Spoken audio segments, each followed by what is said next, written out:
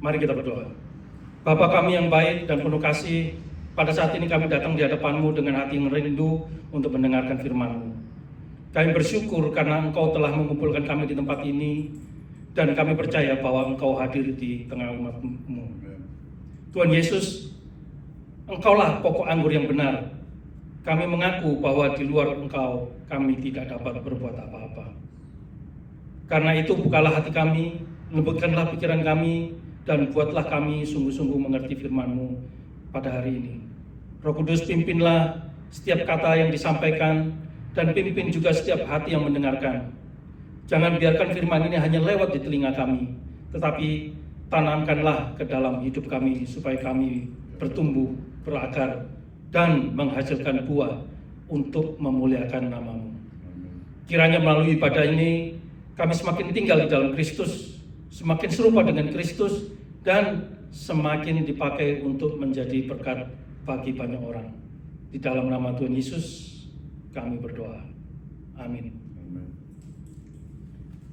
Hari ini kita akan belajar sebuah firman yang diambil dari Yohanes 15 ayat 1 sampai 8. Dan saya memberi judul khotbah pada sore hari ini adalah Tinggallah di dalam aku, hidup sejati, buah sejati, dan keselamatan di dalam Kristus. Untuk itu kita akan membaca firman-Nya. Akulah pokok anggur yang benar, dan Bapakulah pengusahanya. Setiap ranting padaku yang tidak berbuah dipotongnya, dan setiap ranting yang berbuah dibersihkannya, supaya ia lebih banyak berbuah. Kamu memang sudah bersih karena firman yang telah kukatakan kepadamu. Tinggallah di dalam aku, dan aku di dalam kamu. Sama seperti ranting tidak dapat berbuah dari dirinya sendiri kalau ia tidak tinggal pada pokok anggur. Demikian juga kamu tidak berbuah jikalau kamu tidak tinggal di dalam aku. Akulah pokok anggur, dan kamulah ranting-rantingnya. Barang siapa tinggal di dalam aku, dan aku di dalam dia, ia berbuah banyak. Sebab di luar aku, kamu tidak dapat berbuat apa-apa. Barang siapa tidak tinggal di dalam aku, ia dibuang keluar seperti ranting dan menjadi kering. Dikumpulkan orang dan dicampakkan ke dalam api, lalu dibakar. Jikalau kamu tinggal di dalam aku, dan firman-Ku tinggal di dalam kamu, mintalah apa saja yang kamu kehendaki, dan kamu akan menerimanya.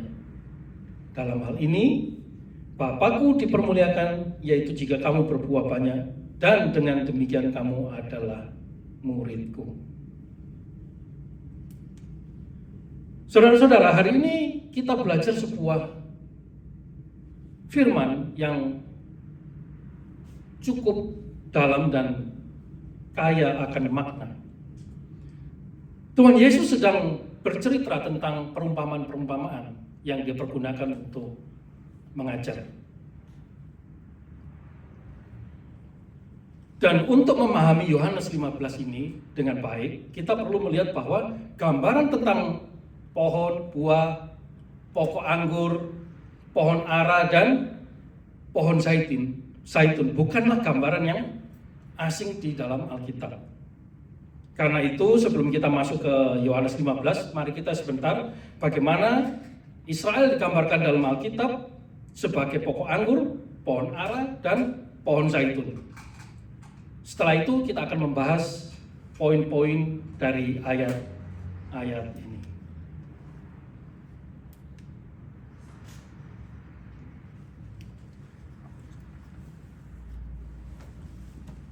Yang pertama, Israel sebagai pokok anggur. Seperti yang kita ketahui dalam Perjanjian Lama, Israel sering digambarkan sebagai pokok anggur Tuhan. Mari kita perhatikan Yeremia 2 ayat 21. Namun, aku telah membuat engkau tumbuh sebagai pokok anggur pilihan, sebagai benih yang murni, betapa engkau berubah menjadi pohon berbau busuk, pohon anggur liar. Dan ini juga kita bisa lihat dari Yesaya 5 ayat 1 sampai 7. Di sana Tuhan digambarkan sebagai pemilik kebun anggur yang sudah menanam, memagari, merawat, dan memelihara. Tetapi ketika Tuhan mencari buah, yang ia dapati justru buah yang buruk atau asam. Kemudian kita bisa lihat di Mazmur 80 ayat 9 sampai 12, Israel juga digambarkan sebagai pokok anggur yang dipindahkan dari Mesir oleh Tuhan. Tuhan sendiri yang menanamnya, Tuhan sendiri yang membersihkan, Tuhan sendiri yang membuatnya bertumbuh. Tetapi kemudian dindingnya rusak dan kebun anggur itu menjadi rusak. Jadi gambaran pokok anggur dalam Perjanjian Lama memberi pesan Allah menanam, Allah memelihara, Allah berharap buah. Tetapi umatnya sering gagal menghasilkan buah yang sesuai dengan kehendaknya. Itulah sebabnya ketika Yesus berkata dalam Yohanes 15, "Akulah pokok anggur yang benar." Yesus sedang mengkontraskan dirinya dengan orang Israel. Seolah-olah Yesus berkata, apa yang dilakukan oleh bangsa Israel gagal. Apa yang menjadi pokok anggur yang benar, tapi ternyata tidak terjadi. Pertumbuhan yang diharapkan oleh Allah ternyata gagal. Dengan kata lain, Yesus adalah Israel sejati, pokok anggur yang benar, dengan hidup yang benar, dan satu-satunya di tempat mana buah rohani yang sejati dapat tumbuh. Itulah Tuhan kita Yesus Kristus. Kedua, Israel sebagai pohon ara. Dalam Perjanjian Lama, pohon ara juga dipakai sebagai gambaran umat Allah. Kalau kita perhatikan di Hosea 9 ayat 10, dalam bagian-bagian itu pohon ara menjadi gambaran tentang umat yang tampaknya menjanjikan, tetapi sungguhnya tidak menghasilkan apa-apa bagi Tuhan. Pohon ara sering melambangkan berkat, damai sejahtera, dan kehidupan umat Allah. Namun banyak bagian pohon ara juga menjadi lambang bagi umat yang kelihatannya hidup. Kalau kita pernah perhatikan di Perjanjian Baru, pohon ara dikutuk oleh Tuhan Yesus. Ketika Tuhan Yesus berjalan, dia melihat, dia mengharapkan buah, tapi yang nampak adalah daun yang rimbun. Banyak. Ini gambaran bahwa kelihatannya hidup, tetapi kosong di dalamnya. Tampak rohani dari luar, tetapi tidak ada buah yang nyata dari pohon itu. Maka ketika Tuhan Yesus mengutuk pohon ara, itu adalah namanya perumpamaan yang diperagakan. Ya, itu bisa kita lihat di Matius 21 ayat 19. Pohon ini tampak hidup, daunnya lebat, penampilannya menjanjikan, tetapi ketika didekati tidak ada buah. Mari kita perhatikan Matthew Henry. Apa yang dikatakan Matthew Henry terhadap ayat ini? Matthew Henry menekankan bahwa pohon ara yang berdaun tetapi tidak berbuah menggambarkan profesi iman tanpa kesalehan yang nyata. Penampilan luar tidak akan berarti bila tidak ada buah pertobatan. Saudara-saudara, itulah gambaran kegiatan rohani dalam kehidupan sehari-hari. Orang bisa datang ke gereja, orang bisa melayani, orang bisa melakukan kegiatan yang nampak rohani, tapi tidak berdasarkan buah yang nyata.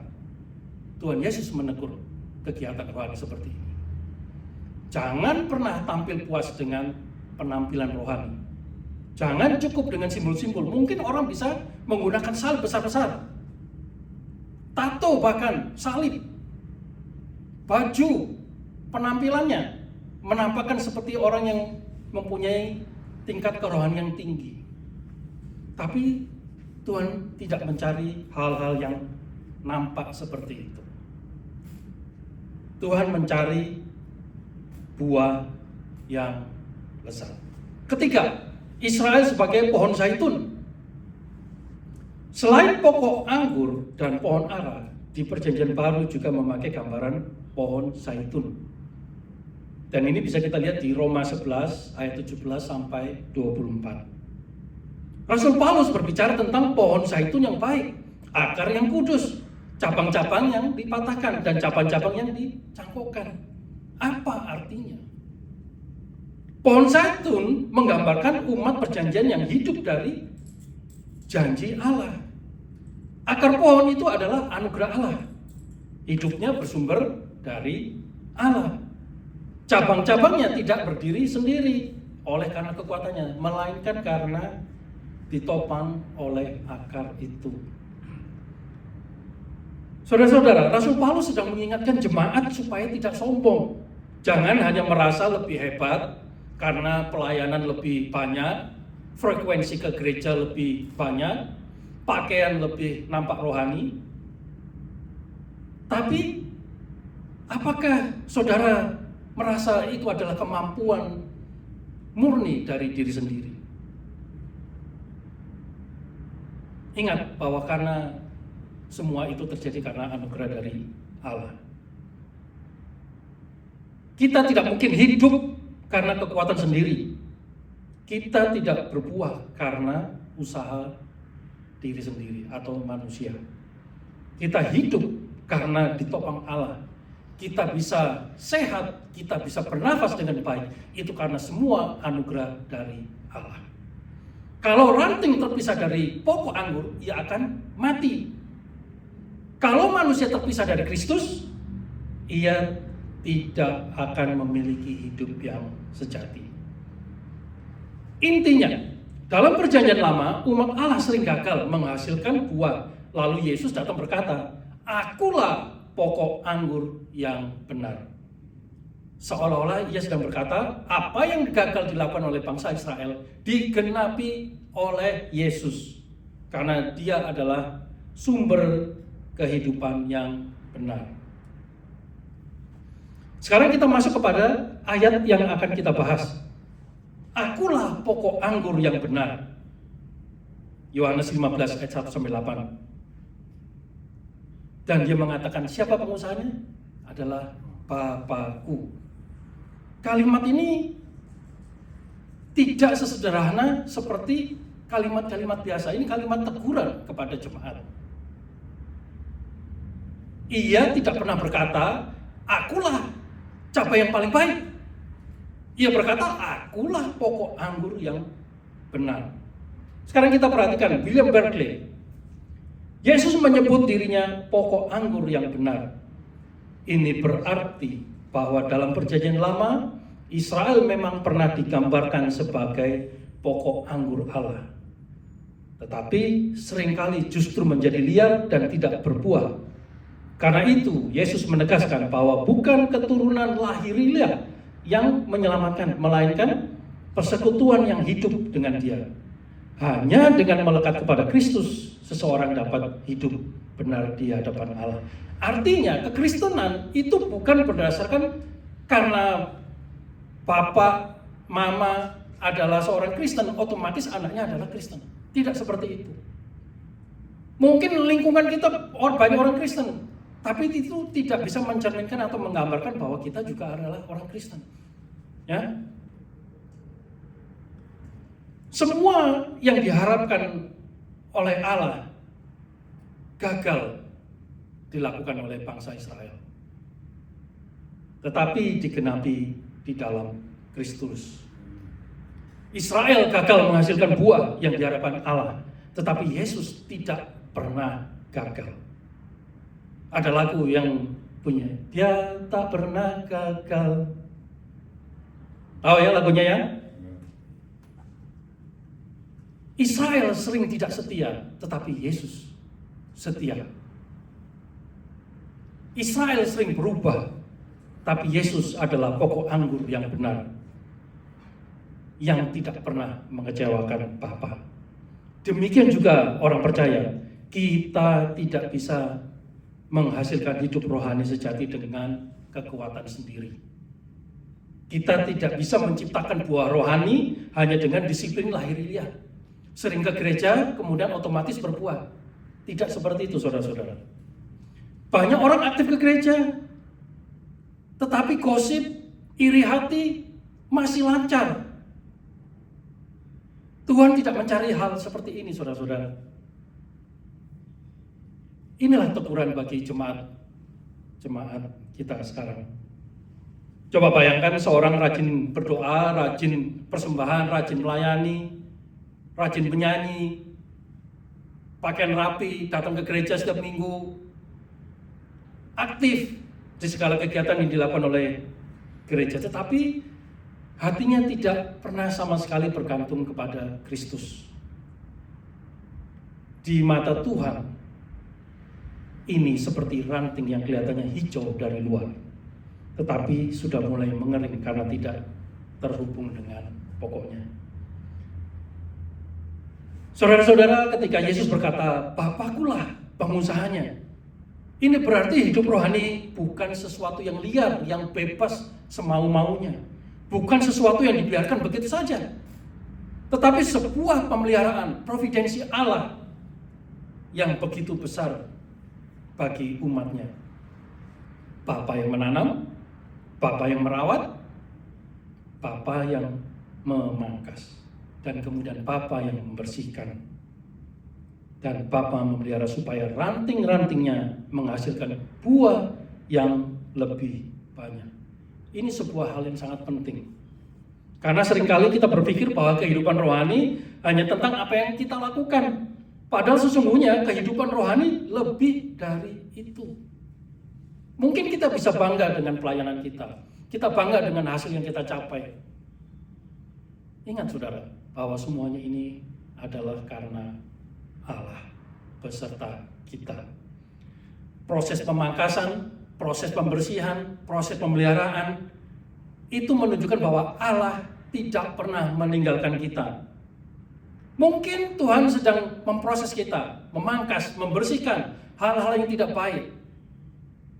Ini yang disebut dengan sanctification, proses seumur hidup kita, di mana kita akan dibersihkan, diperbaiki, dibimbing, dididik, dan dinasihati, sehingga di kemudian hari kita dimuliakan.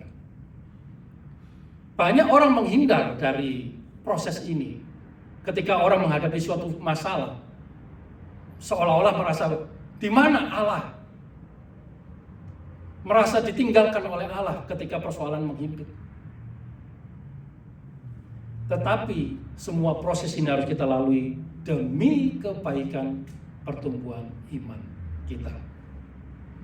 Kemudian di ayat selanjutnya dikatakan, tinggallah di dalam aku. Kalimat ini berulang kali disebutkan, tinggallah di dalam aku. Tetap melekat kepadanya, hidup dalam persekutuan dengannya. Artinya seluruh kehidupan kita bergantung kepada Yesus. Dan selama kita berjalan bersamanya, Yesus menjelaskan dengan sangat tegas, seperti ranting tidak dapat berbuah dari dirinya sendiri kalau ia tidak tinggal pada pokok anggur. Demikian juga kamu tidak berbuah jikalau kamu tidak tinggal di dalam aku. Kalimat ini sangat tegas menunjukkan bahwa ranting tidak mempunyai sumber hidup dalam dirinya sendiri. Ranting tergantung kepada pokok pohon itu.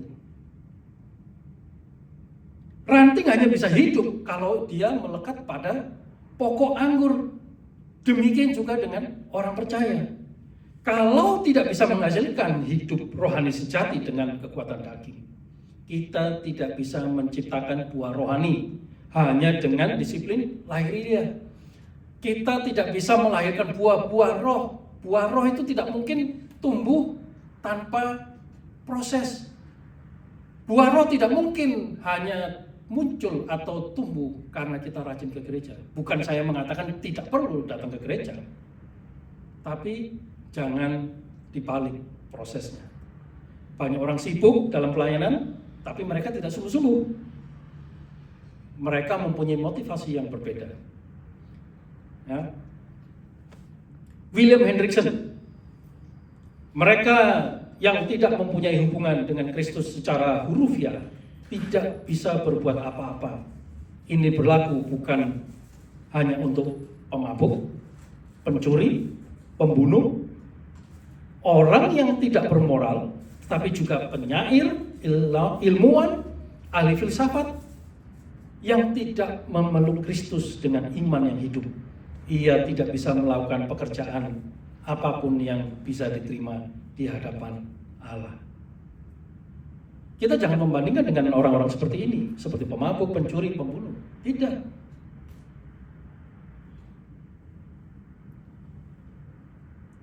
Kalau kita perhatikan di lingkungan gereja, banyak gereja-gereja yang hanya seperti rutinitas. Bukan berarti semua gereja seperti itu. Di tengah kesibukan kita, di tengah segala pergumulan kita, seringkali kita lupa bahwa pengharapan hanya kepada Kristus. Karena dialah satu-satunya yang bisa menolong kita. Kemudian dikatakan, di luar aku kamu tidak dapat berbuah apa-apa. Yesus kemudian berkata, di luar aku kamu tidak dapat berbuat apa-apa. Berulang kali. Ini seperti peringatan bahwa kita tidak berarti apa-apa jika kita tidak melekat kepada Kristus. Jangan pernah merasa bangga terhadap diri sendiri, jangan pernah merasa sombong bahwa saudara bisa melakukan apa saja sehingga bisa mengatakan semua ini karena kekuatan pribadiku. Ingat, di luar aku kamu tidak dapat berbuat apa-apa. Bukan berarti manusia tidak bisa melakukan aktivitas sehari-hari. Bukan berarti tidak berbuat apa-apa. Itu artinya saudara diam di tempat, tidak melakukan apa-apa. Saudara bisa melakukan aktivitas sehari-hari seperti manusia normal. Yang dimaksud Tuhan Yesus di sini, kamu tidak bisa berbuat apa-apa adalah kamu tidak akan bisa tumbuh dan berbuah. Mungkin banyak gereja, banyak jemaat yang bangga dengan program gereja, kegiatan, aktivitas. Tapi mereka lupa bahwa kegiatan, program-program gereja, jika tanpa Kristus, semuanya kering. Yang Tuhan cari bukan sekedar kesibukan, tetapi buah. Bukan sekedar gerakan, tetapi kehidupan.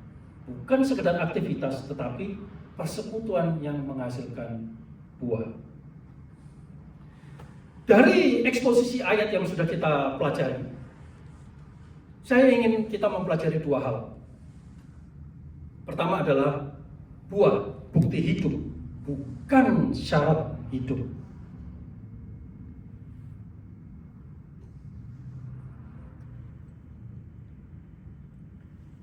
Sekarang kita perlu mengerti sesuatu dengan jelas. Buah bukan syarat agar ranting hidup. Buah merupakan bukti bahwa ranting itu hidup dan menyatu atau bersama dengan pokoknya. Yesus tidak berkata kalau kamu berbuah, barulah kamu masuk ke dalam aku. Ia berkata tinggallah di dalam aku. Jadi buah bukan alat untuk mendapatkan keselamatan. Kebalikannya, buah adalah tanda bahwa kita diselamatkan. Mari kita baca 1 Yohanes 15, 4-5. Yesus berkata bahwa ranting tidak dapat berbuah dari dirinya sendiri kalau tidak tinggal pada pokok anggur. Ini menunjukkan bahwa bukan buah berasal dari hubungan, bukan dari usaha sendiri. Artinya buah rohani muncul karena seseorang sudah bersatu dengan Kristus, bukan supaya ia masuk ke dalam Kristus. Efesus 2:8-10. Sebab karena kasih karunia kamu diselamatkan oleh iman. Itu bukan hasil usahamu, tetapi pemberian Allah. Itu bukan hasil pekerjaanmu. Jangan ada yang memegahkan diri. Karena kita ini buatan Allah. diciptakan dalam Kristus Yesus untuk melakukan pekerjaan baik yang dipersiapkan Allah sebelumnya. Ia mau supaya kita hidup di dalamnya. Ayat ini sangat jelas bahwa keselamatan yang kita peroleh itu adalah karena karunia melalui iman, bukan pekerjaan baik. Jangan dibalik. Kita selamat karena pekerjaan kita. No. Kita bisa melakukan pekerjaan baik itu karena kita sudah diselamatkan. Jadi urutannya jelas. Diselamatkan dahulu, lalu melakukan pekerjaan baik sebagai bukti dari keselamatan itu. Pekerjaan baik bukan dasar keselamatan, tetapi buah dari keselamatan. Saya sadar bahwa banyak pengajaran-pengajaran yang berbeda yang mengatakan bahwa kita harus melakukan atau mengerjakan keselamatan itu. Jika tidak, keselamatan itu hilang. Saudara, saya dengan tegas mengatakan bahwa ini adalah ajaran yang salah.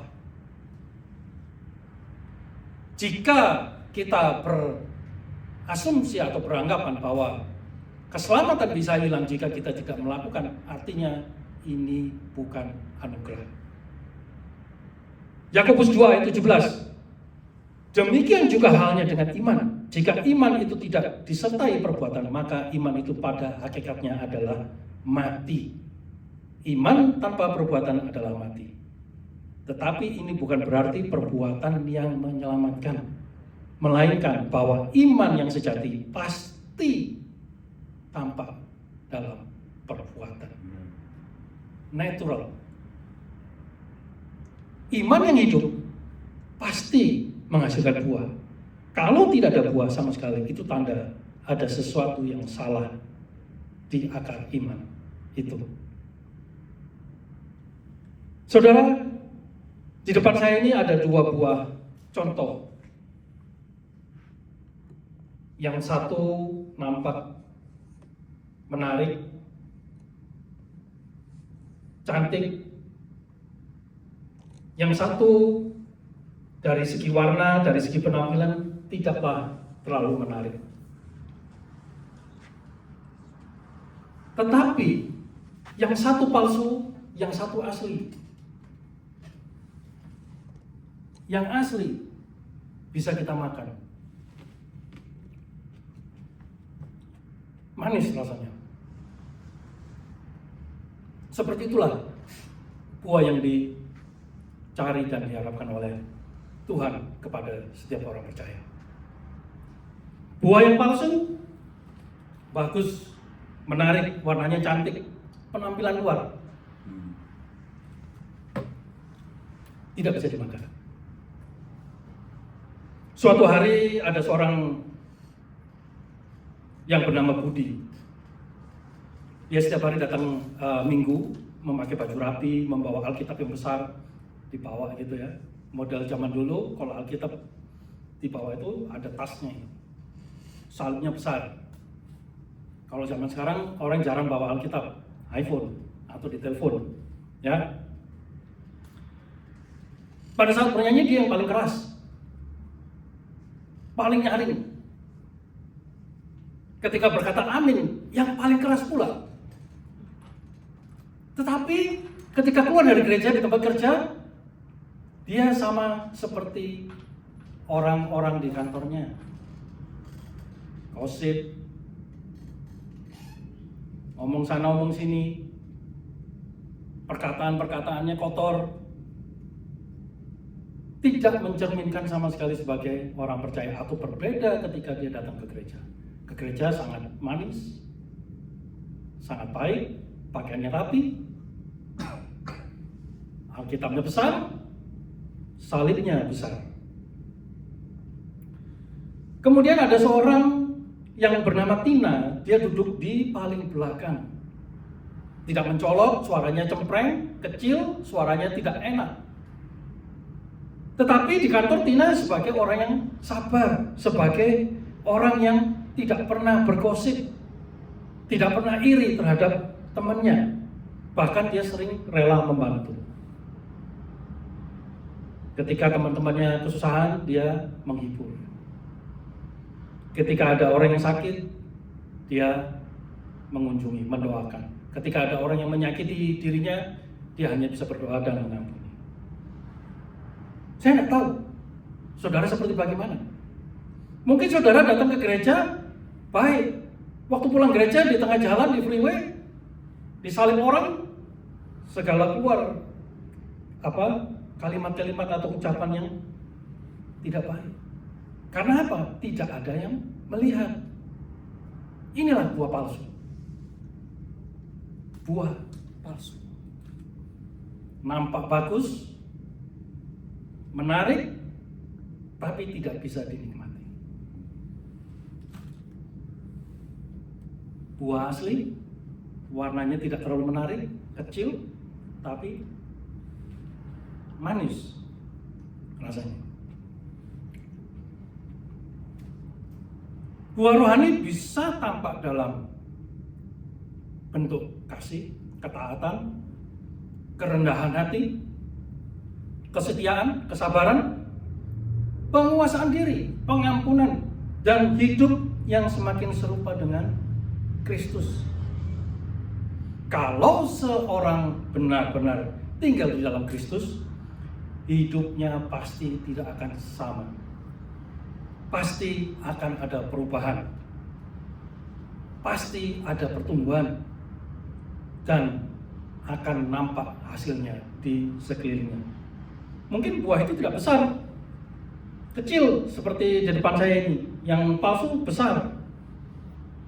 Tapi perhatikan, buah yang kecil tidak terjadi dalam satu malam, tidak terjadi dalam satu hari. Buah yang palsu, yang menarik, bisa dibuat dalam hitungan menit. Artinya, buah adalah sebuah proses, sebuah momen di mana kita dibentuk oleh Tuhan. Poin kedua, Yesus berkata dalam ayat 8, dalam hal ini Bapakku dipermuliakan, yaitu jika kamu berbuah banyak.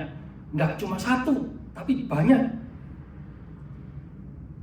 Mari kita baca Matius 5 ayat 16. Demikianlah hendaknya terangmu bercahaya di depan orang, supaya mereka melihat perbuatanmu yang baik dan memuliakan Bapamu yang di sorga. Yesus berkata supaya terang kita bercahaya, supaya bisa dilihat oleh orang karena perbuatan baik kita. Karena ini memuliakan Bapa kita yang di sorga. Artinya perbuatan baik orang itu bukan untuk pamer, untuk dibangga-banggakan. Sebuah cerita begini, ada sebuah sayembara di gereja. Orang yang paling sabar di gereja akan mendapatkan hadiah sepeda. Orang yang bernama Budi, bapak-bapak umur sekitar 57, dia yang memenangkan. Sehingga ketika waktu pulang ibadah selesai, dia dapat lencana atau cangklong manusia yang paling sabar. Semua orang memberi selamat.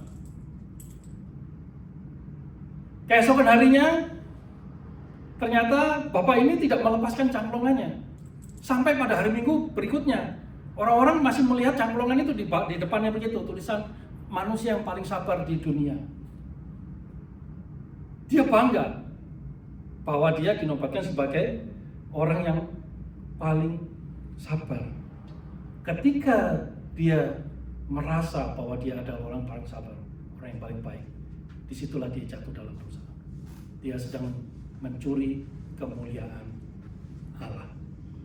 1 Petrus 2 ayat 12. Milikilah cara hidup yang baik di tengah-tengah bangsa-bangsa bukan Yahudi, supaya apabila mereka memfitnah kamu sebagai orang durjana, mereka dapat melihatnya dari perbuatan-perbuatanmu yang baik dan memuliakan Allah pada hari Ia melawat mereka.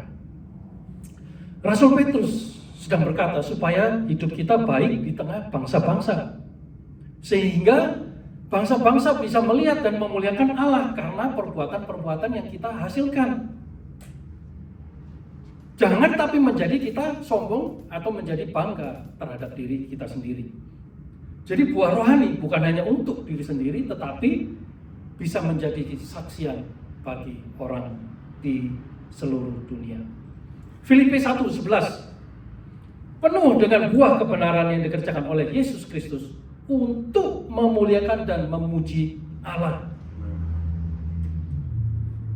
Ya, Rasul Paulus berdoa agar jemaat dipenuhi dengan buah yang berasal dari Yesus Kristus untuk kemuliaan bagi Allah. Ia seolah-olah menegaskan bahwa buah rohani memiliki arah dari Kristus melalui hidup kita kembali kepada kemuliaan Allah. Ini adalah tujuan akhir dari kehidupan Kristen. Bukan supaya kita dipuji, supaya kita menjadi tontonan, supaya kita menjadi bangga terhadap diri sendiri, tidak. Jangan pernah merasa bahwa kita itu hebat. Bukan supaya nama kita terkenal, tetapi tujuannya kita menjadi orang percaya supaya Bapa dipermuliakan. Suatu hari ada sebuah proyek pembangunan gedung yang sangat besar. Satu arsitek yang hanya mampu membuat bangunan ini bisa berdiri karena begitu sulitnya medan. Kalau saudara pernah ingat Hoover Dam, teknologi yang dibutuhkan untuk membangun Hoover Dam sangat sulit dan luar biasa. Tidak sembarang arsitek, insinyur yang bisa melakukan. Kemudian dengan segala perhitungan yang rumit, perhitungan yang sangat presisi, dia bisa membangun gedung tersebut. Dan dia bangga bahwa karena cara berpikir dia, karena ketelitian dia, bangunan ini bisa berdiri. Suatu hari seorang teman bertanya, "Teman, bagaimana kamu bisa sehebat ini membangun gedung ini sedemikian presisi, sedemikian luar biasa?" Kemudian dia menjawab dengan sombong, "Karena pikiran saya, karena otak saya, karena kemampuan saya. Saya tidak perlu bantuan dari siapa-siapa, karena saya mampu.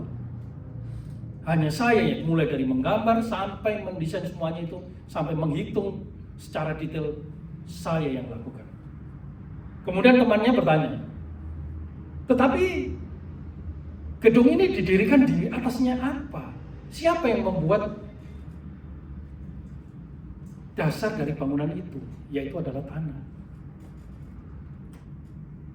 Sang insinyur terdiam, mikir. Dan dia baru sadar bahwa ternyata tanpa Allah menciptakan segala sesuatunya, termasuk tanah, karya dia tidak akan pernah ada. Siapa yang menciptakan gravitasi? Siapa yang menciptakan hukum fisika? Semua ini adalah pemberian Tuhan yang disadari atau tidak disadari. Ini adalah pemberian Tuhan. Dan dengan semua ini, maka seharusnya kemuliaan itu harus ditujukan kepada Kristus. Saudara-saudara, mungkin di antara saudara, teman, orang-orang di sekeliling saudara yang mempunyai cerita seperti si insinyur ini. Mungkin dia bisa merasa, saya pintar karena saya rajin belajar.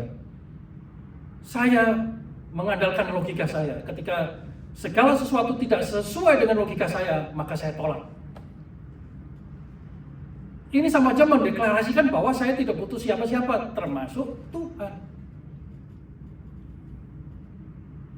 Saya bisa sukses karena saya disiplin. Saya bisa begini, saya bisa begitu karena kemampuan saya. Tapi ingatkah saudara, siapa yang menciptakan otak saudara? Siapa yang memberi kesehatan? Siapa yang memberi kesempatan? Kita seharusnya bersyukur jika kita hari ini masih hidup punya kesempatan berdiri, bernafas dengan baik. Bahwa ini semua karena anugerah dari Tuhan, pemeliharaan dari Tuhan. 1 Korintus 4 ayat 7. Sebab siapakah yang menganggap engkau begitu penting, dan apakah yang engkau punyai yang tidak engkau terima?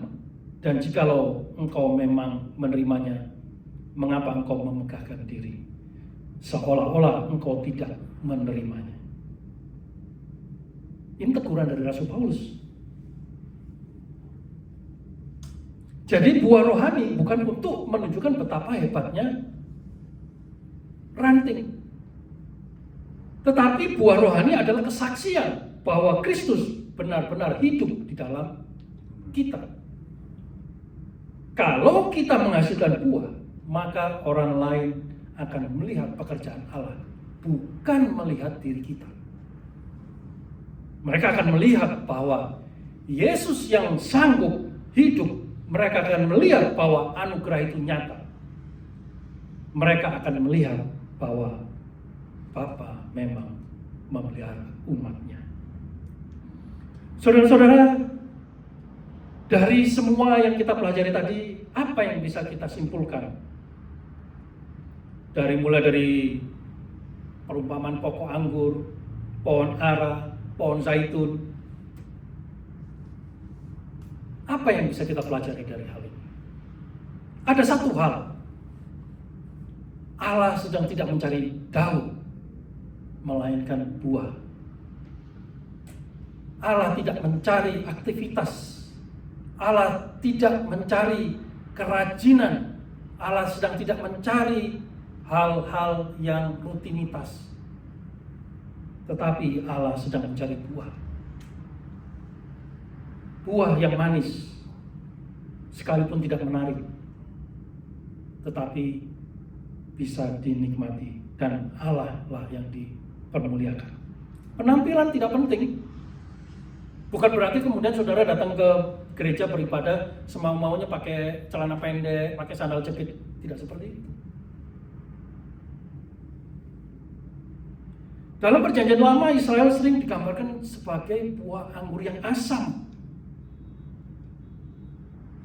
Pohon ara yang tidak berbuah, daunnya lebat. Penampilannya luar biasa, tapi tidak berbuah. Kegagalan ini yang Tuhan Yesus sedang koreksi. Bahwa kegagalan bangsa Israel dikenapi dan dilakukan oleh Yesus Kristus. Dalam kehidupan sehari-hari seperti itulah. Jangan pernah merasa berbangga hati. Karena ketika kita mulai berbangga hati, disitulah kita mencuri kemuliaan Allah. Saya ingin bertanya, apakah saudara-saudara memang benar-benar tinggal di dalam Kristus?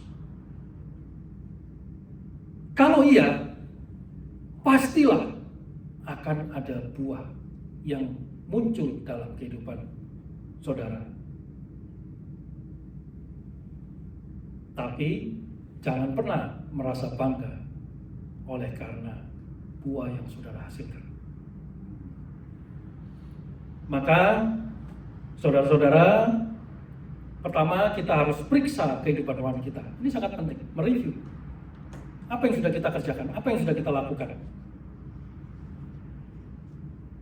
Jangan pernah lupa untuk selalu mereview, mengoreksi diri sendiri. Tanya pada diri sendiri, apakah saya sudah benar di hadapan Kristus? Apakah saya sudah berbuah? Apakah saya benar-benar berakar pada firman? Apakah firman merupakan sebuah bacaan yang baik dan harus dibaca setiap hari? Saya tidak tahu bagaimana saudara mempertanggungjawabkan waktu yang diberikan Tuhan kepada saudara dalam kehidupan sehari-hari. Kedua, jangan pernah mengganti Kristus dengan aktivitas. Pelayanan penting, ibadah penting, komunitas penting, tapi bukan untuk kongko-kongko saja. Datang ke kafe, giat, tapi datang ke persekutuan doa, tarsok, banyak alasan, capek, macet, jauh, dan segala macam. Tapi datang ke kafe, datang ke ulang tahun, rajin, tidak pernah absen. Ini tanda, warning buat saudara yang seperti ini. Saudara bisa tiap hari, tiap minggu ke gereja sebagai aktivitas yang kosong. Jika saudara tidak pernah merasa haus akan firman Tuhan. Ketiga, terima proses Tuhan, pemangkasan. Pemangkasan, pemotongan dalam dunia tumbuh-tumbuhan ini adalah teknik namanya pruning. Dengan tujuan apa? Supaya berbuah. Kalau daunnya banyak, lebat, menghambat pertumbuhan buah. Itu kenapa para petani, pemilik kebun melakukan teknik pemotongan ini. Bukan menunjukkan bahwa orang percaya kehilangan keselamatan, tetapi ini adalah proses di mana kegiatan-kegiatan rohani, spiritual yang nampaknya dari luar, inilah yang sedang dikoreksi oleh Tuhan. Jangan pernah menghindar dari proses yang dilakukan oleh Tuhan pada kita. Jemaat-jemaat yang dikasih Tuhan, mari kita kembali kepada panggilan yang paling utama, yaitu tinggallah di dalam Kristus. Karena di luar kamu tidak bisa berbuat apa-apa. Tetapi di dalam Kristus ada kehidupan. Di dalam Kristus ada buah. Di dalam Kristus ada kemuliaan bagi Allah Bapa. Kiranya Tuhan menolong kita bukan hanya dengan menjadi orang yang tampak berdaun, tetapi orang yang sungguh-sungguh berbuah. Bukan hanya tampak kehidupan sehari-hari, tetapi benar-benar hidup di dalam Kristus. Amin.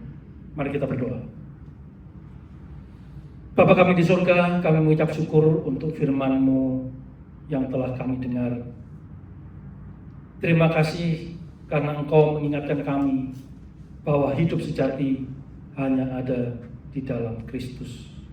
Dan buah sejati hanya lahir dari persekutuan yang benar dengan Dia.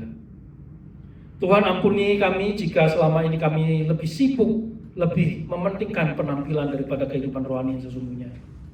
Ampuni kami jika kami sering mengandalkan kekuatan sendiri. Bapa, ajar kami untuk lebih dalam dan lebih mengenal Engkau setiap hari dalam doa, firman, ketaatan, dan kasih. Bapa, kalau Engkau sudah memangkas hidup kami, memproses kami, berikanlah kami hati yang tunduk dan percaya. Bentuklah kami supaya semakin berbuah bagi kemuliaan nama-Mu. Jadikanlah hidup kami kesaksian yang nyata, agar orang lain melihat Kristus di dalam kami. Kami menyerahkan seluruh hidup kami dalam tangan-Mu, di dalam nama Tuhan Yesus Kristus. Kami berdoa dan mengucap syukur. Amin.